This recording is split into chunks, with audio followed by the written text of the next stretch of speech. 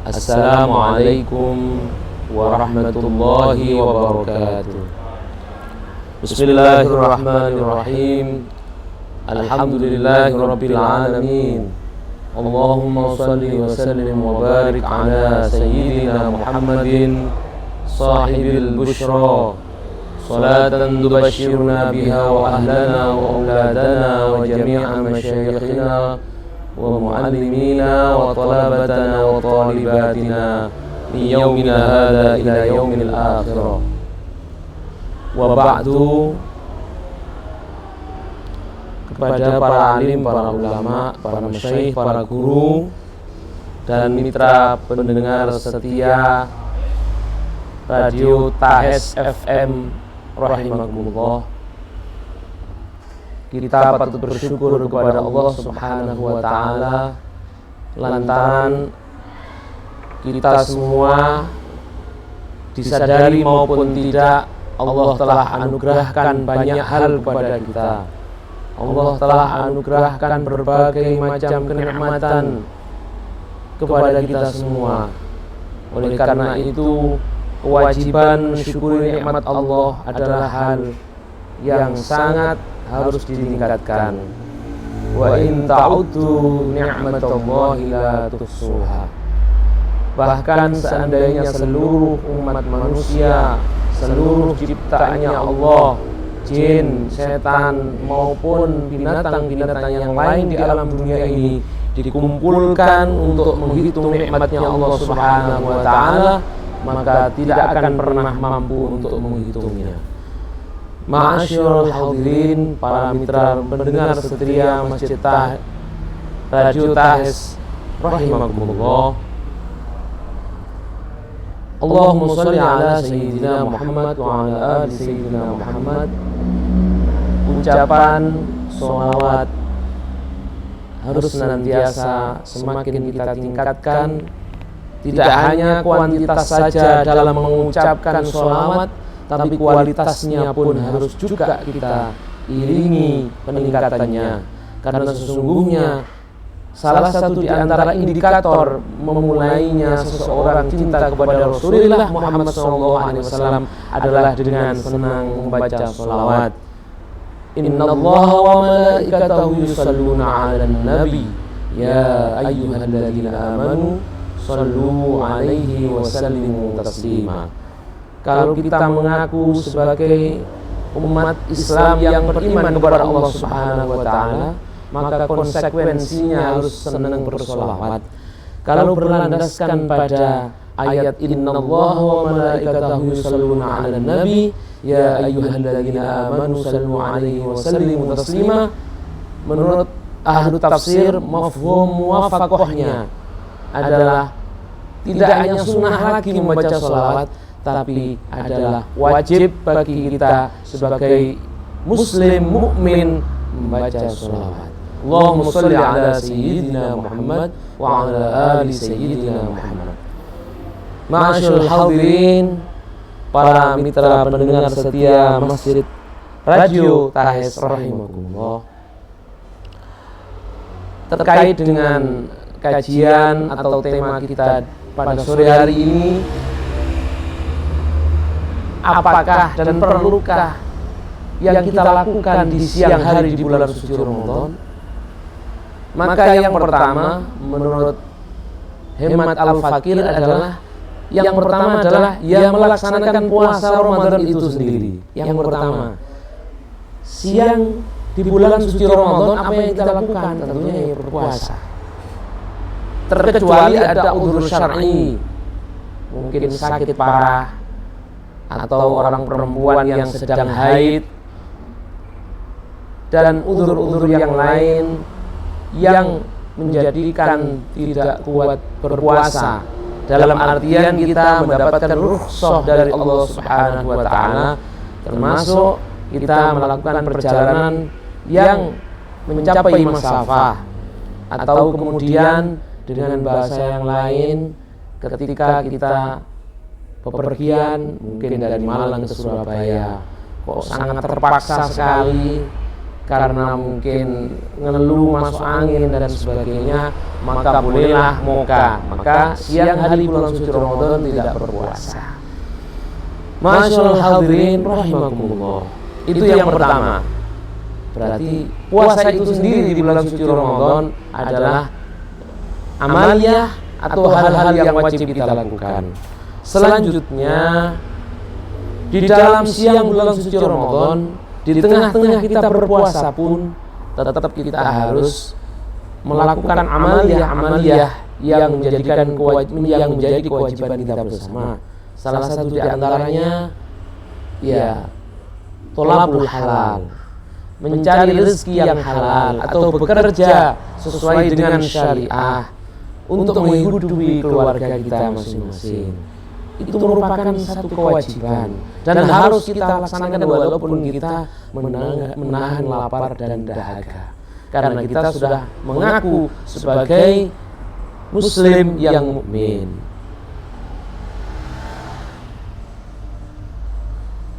Para sahabat, para handitolan, para pecinta radio Tahis rahimahumullah, Allah Subhanahu wa taala telah berfirman di dalam surat Al-Baqarah, A'udzubillahi minasyaitonir rajim. Ya ayyuhalladzina amanu kutiba 'alaikumus syiyamu kama kutiba 'alal ladzina min qablikum la'allakum tattaqun.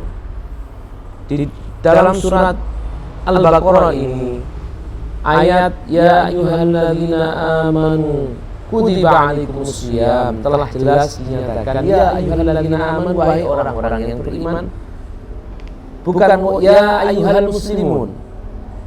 Kalau ya ayyuhalladzina amanu berarti orang ini betul-betul yang muslim, yang betul-betul menjalankan syariatnya Allah Subhanahu wa taala, beriman kepada Allah Subhanahu wa taala, konsekuensinya menjalankan perintah berupa puasa Ramadan. Kama kutiba 'alal ladzina min qablikum, sebagaimana berpuasa kita sebagai orang yang mukmin, berpuasa sebagaimana umat-umat terdahulu telah juga diwajibkan untuk berpuasa. Adapun puasanya yang pasti tidak sama dengan puasanya umat Nabi Muhammad sallallahu alaihi wasallam. Kita berpuasa Ramadan supaya apa? Kita ini berpuasa menjalankan kewajiban puasa Ramadan sebagai candra di muka bagi umat Nabi Muhammad sallallahu alaihi wasallam di Pulau Wentah, atau selama 11 bulan yang lalu mungkin kita berbelepotan dengan dosa. Maka di dalam bulan suci Ramadan, manakala kita mampu memanfaatkannya dengan sebaik-baiknya, sama dengan kita mencegurkan jiwa raga kita, menghapus dosa-dosa kita di dalam kolam renang. Nah, kolam renang atau candra di mukanya adalah bulan suci Ramadan. Supaya apa? La'allakum tattaqun, supaya menjadi hamba yang bertakwa kepada Allah Subhanahu wa taala. Kaitan dengan takwa, maka manakala kita jelentrehkan dari lafaz takwa ada huruf ta, di situ adalah bermakna atau mungkin bisa kita kembangkan menjadi orang yang tawadhu, orang yang berpuasa Ramadan akan menjadi orang yang bertakwa. Di dalam takwa itu sendiri indikatornya adalah salah satu di antaranya adalah orangnya adalah orang yang tawadhu, orang yang andap asor, orang yang sopan santun, penuh dengan etika. Yang kedua adalah ada huruf qaf, orangnya senantiasa qanaah, menerima apa yang Allah anugerahkan kepada kita, sedikit maupun banyak tetap disyukuri. Qanaah atau bahasa Jawanya nerimo ing pandum. Jadi kita sudah diberikan seperti ini, alhamdulillah, wajib kita syukuri. Kita qanaah nerimo, bukan berarti kemudian qanaah itu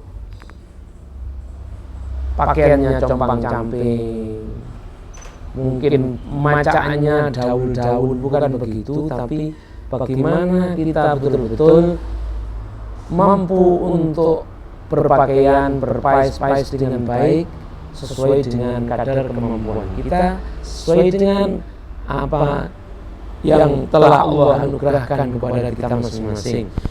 Intinya sesuai dengan kemampuan kita masing-masing, sesuai dengan apa yang mampu kita lakukan. Kemudian ada orang yang bertakwa kepada Allah Subhanahu wa taala, salah satu indikatornya adalah waro. Orangnya itu waro. Kalau dalam bahasa kita, bahasa gamblangnya adalah orang yang menjaga dari perbuatan haram, dari rizki yang haram, dijaga untuk kita hindari. Jangankan yang haram menurut ahli tasawuf, yang syubhat tidak jelas antara halal dan haramnya pun berupaya dihindari. Inilah indikator salah satu di antara orang-orang yang bertakwa. Kemudian yang keempat adalah yakin. Orang yang bertakwa adalah orang yang yakin akan takdir Allah, yakin akan jatah rezeki dari Allah Subhanahu wa taala, yakin akan jodoh dari Allah, dan kita harus tanamkan semuanya bahwa kita yakin akan Allah akan senantiasa menganugerahkan apapun kepada kita, baik yang kita minta maupun yang tidak kita minta. Masyaallah hadirin, mitra pendengar setia Radio Tahes rahimakumullah. Selanjutnya, di siang hari bulan suci Ramadan ada hal-hal yang perlu kita lakukan manakala kita ada waktu sejenak untuk mampir ke masjid, untuk i'tikaf di masjid. Di dalam i'tikaf tidak hanya diam saja, tapi membaca Al-Qur'anul Karim. Karena Al-Qur'anul Karim diturunkan di bulan suci Ramadan. Jumhurul ulama mengatakan nuzul Quran diturunkan di bulan suci Ramadan. Dan amaliyah membaca Al-Qur'an ini sangat-sangat besar sekali. Ada satu contoh, orang itu tidak begitu lancar membaca Al-Qur'an, tapi manakala istiqomah bulan suci Ramadan, membaca atau deres atau baca tadarus Al-Qur'an, maka insyaallah pasca Ramadan dia itu membacanya lancar. Itu kenyataan. Ada Al-Fakir punya murid, ya bukan murid lah, teman belajar, sudah sepuh, untuk melafalkan lafaz-lafaz Al-Qur'an, huruf hijaiyah. Itu awalnya itu kaku atau keluh, angel, tapi karena dia senang bermudarasah, tadarus Al-Qur'an, deres moco Al-Qur'an bulan suci Ramadan, ternyata subhanallah pasca Ramadan itu orang ini yang asalnya makharijul hurufnya kurang baik menjadi lebih baik pasca Ramadan. Bahkan selama ini hidupnya kurang tenang, selama ini dalam berumah tangganya itu kurang tenang, atau bahasa yang lain sakinah. Tapi karena dia senang dan mantap bulan suci Ramadan adalah bulan yang agung, maka siang hari ada kesempatan membaca Al-Qur'an, kemudian bekerja, setelah bekerja pulang kerja, dia pegang adalah Al-Qur'an, terus membaca Al-Qur'an. Fa insyaallah ternyata pasca Ramadan yang awalnya ekonominya tidak tertata, alhamdulillah pasca Ramadan tertata. Keluarganya yang selama ini kurang begitu harmonis, pasca Ramadan alhamdulillah karena barokahnya membaca Al-Qur'an, maka diberikan anugerah berupa sakinah oleh Allah Subhanahu wa taala. Ini pahalanya atau athar atau efek dari membaca Al-Qur'an. Siang, belum yang malam nanti. Termasuk juga di siang hari bulan suci Ramadan. Artinya apa? Setelah subuh itu dibiasakan membaca wirdul latif. Kalau para salafun sholih, para santri-santri yang sambung sanadnya kepada para habaib, mungkin muhibbin, atau ulama salaf, salah satu di antaranya Hadratus Syekh Romo Kiai Haji Abdul Hamid bin Abdullah bin Umar Pasuruan, senantiasa setiap hari, bahkan tidak hanya Ramadan saja, setiap hari pasca sholat subuh senantiasa membaca wirdul latif. Dan di dalam wirdul latif, di dalamnya termasuk ada bacaan Bismillahilladzi la yadurru ma'asmihi syai'un fil ardi wala fis sama' wa huwas sami'ul alim. Ini terus diwirid minimal 3 kali. Nah, apalagi kalau di dalamnya membaca wirdul latif, pasti di dalamnya akan ada bacaan-bacaan yang maksurat, yang sudah tersurat, sudah diajarkan oleh Kanjeng Nabi Muhammad SAW. Di dalamnya terkandung banyak-banyak zikir, banyak-banyak doa yang mustajabah, termasuk manakala mampu adalah membaca Ratibul Haddad. Ma'asyiral hadirin, para mitra pendengar setia Radio Tahes rahimakumullah. Selanjutnya pasca sholat subuh juga dibiasakan untuk membaca Al-Quran. Ya, saya ulangi lagi, Quran ini manakala pasca Al-Quran koyo wis rada kesel, mungkin kita kerentek ingin membaca sholawat cepat, hati kita harus kita ta'alluqkan untuk membaca sholawat. Entah itu sholawat terpendek sallallahu ala Muhammad, sallallahu ala Muhammad, sallallahu ala Muhammad, atau bacaan itu ditambah lagi ijazah dari Abu Ya Sayyid Muhammad bin Alawi Al-Maliki Al-Hasni, sallallahu ala Nabi Muhammad, sallallahu ala Nabi Muhammad, sallallahu ala Nabi Muhammad. Ini adalah bacaan-bacaan supaya hati kita ini tetap ta'alluq kepada kalimah thayyibah, kepada sholawat, kepada Al-Quranul Karim. Nah, sholawat ini mudah. Waktu siang sambil bekerja, kalau sudah terlatih, hatinya pasti akan membaca sallallahu ala Muhammad atau sallallahu ala Nabi Muhammad. Sambil memegang setir kemudi motor, kita membaca sholawat sallallahu ala Nabi Muhammad atau sallallahu ala Muhammad. Memegang kemudi mobil juga begitu. Refleks hati kita karena kita istiqomah membaca sholawat, maka akan muncul seperti itu. Maka tidak ada yang tidak mungkin, tidak ada yang tidak bisa kita lakukan di siang hari, kecuali berbarengan dengan ibadah, berbarengan dengan hati kita membaca sholawat atau kalimah-kalimah thayyibah. Rasulullah sallallahu alaihi wa alihi wasallam telah dawuh sebagaimana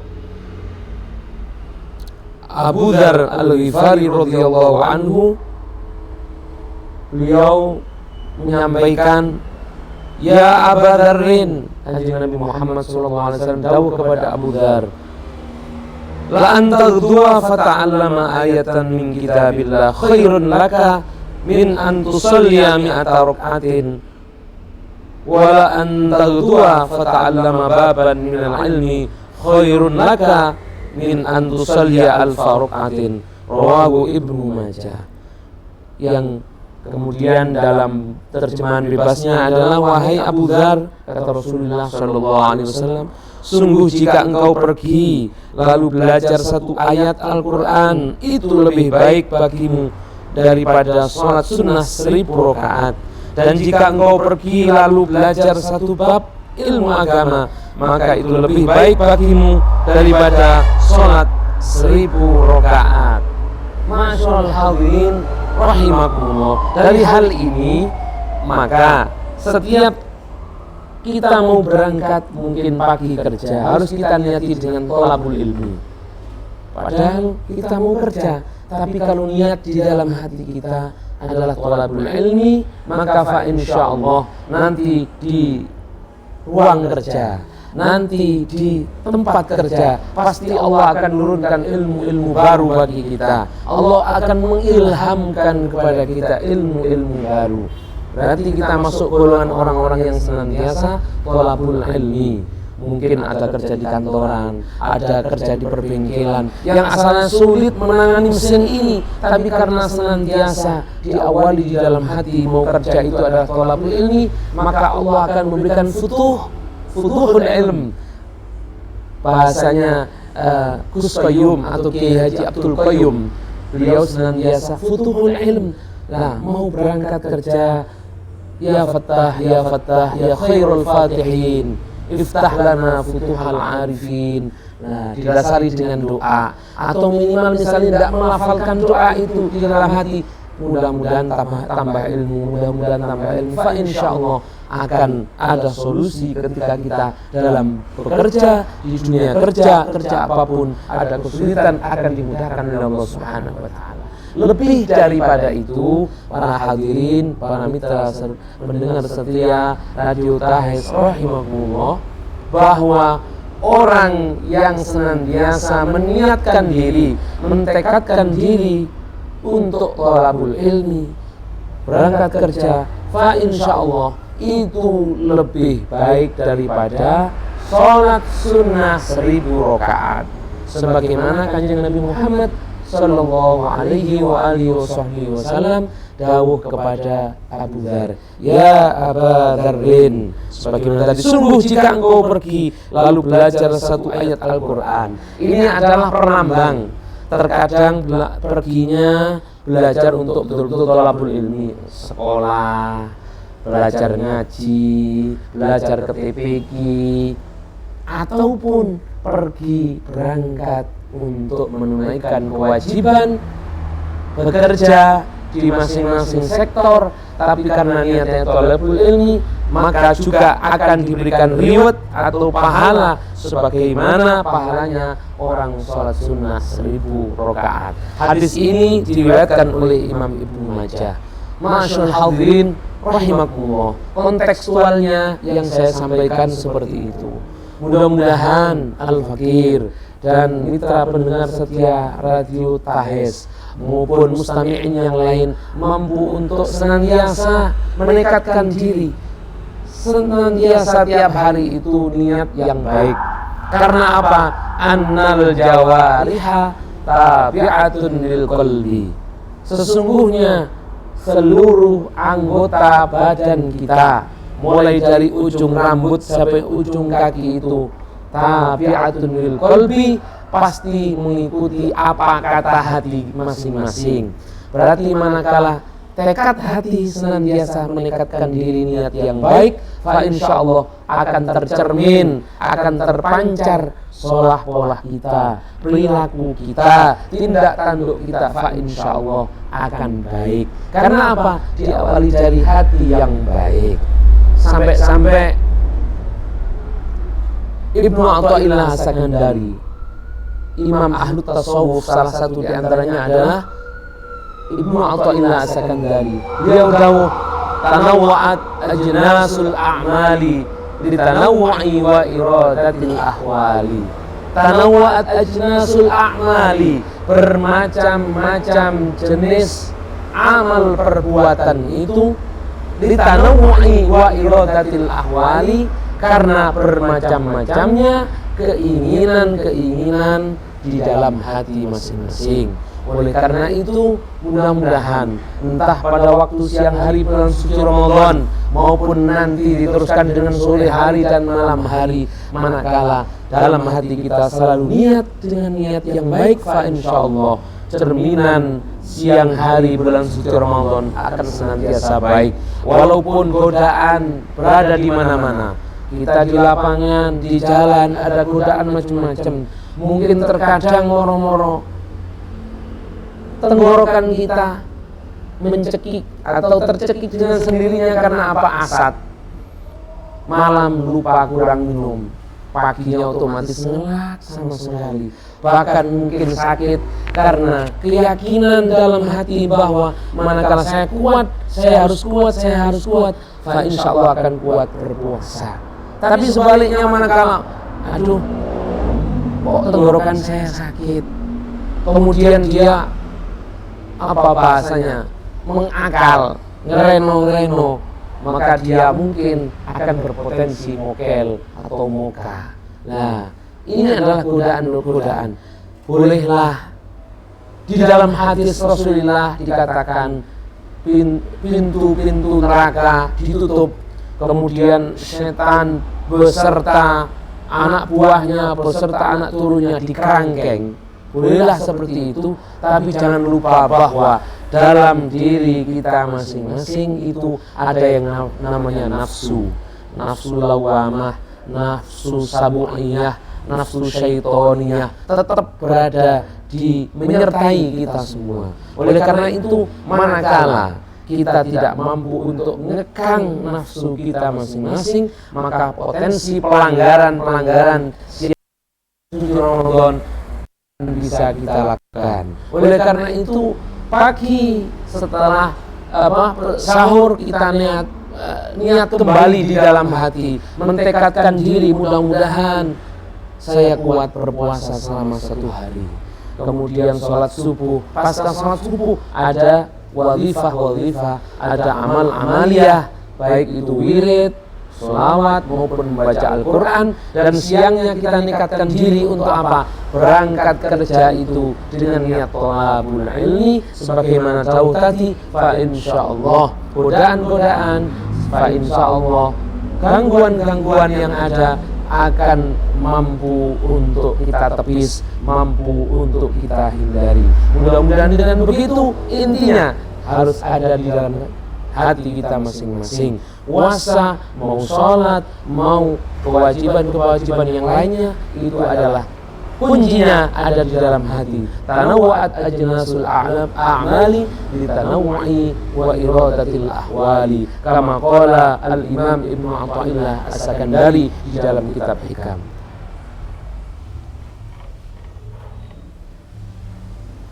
Mitra pendengar setia, terima kasih Al-Fakir mampu menyampaikan walaupun hanya sedikit. Mudah-mudahan bermanfaat bagi Al-Fakir pribadi, dan mudah-mudahan bagi kita semuanya mampu menambah kualitas puasa kita.